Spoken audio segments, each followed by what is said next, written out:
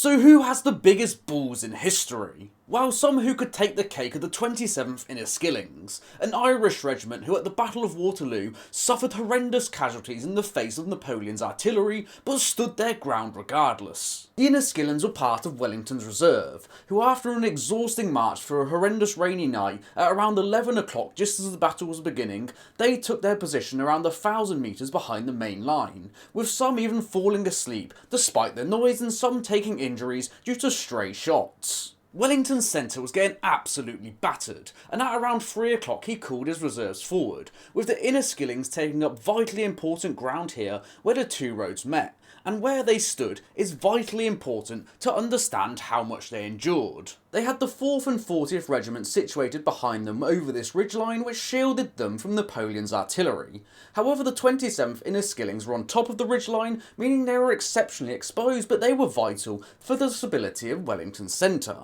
Their only reprieve was this sunken road in front of them, which offered them defence from cavalry charge from the front and right flank, although the cavalry did manage to circle round, but it was the 40th who took most of the brunt from the French cavalry charges. It was the artillery though who absolutely battered the 27th the moment they arrived in their position, with them having to deal with cavalry charges and then cannon fire in alternating attacks, and then in turn having to adjust their formations to deal with each threat, with it said that they actually welcomed the cavalry charges because it gave them a reprieve from all the cannonballs bowling through their ranks and decimating their friends. And when these cannonballs start bouncing and bowling through lines of men, they could absolutely tear you apart limb from limb, and the Inniskillings could probably hear their friends screaming on each side of them with their limbs ripped off, but they still managed to stand their ground. To make matters worse, they could see all the cannon fire happening as it was only 300 metres away, so they could see when they reloaded and then fired, with it taking about 2 seconds from when they fired for the cannonball to hit them. They had to endure this for 3 hours before the French captured the farmhouse of Les Saint Hay at around 6:30, with the cannons only stopping out of fear of hitting their own troops. And then they had to endure sharpshooters from the farm, all while French infantry advanced on them,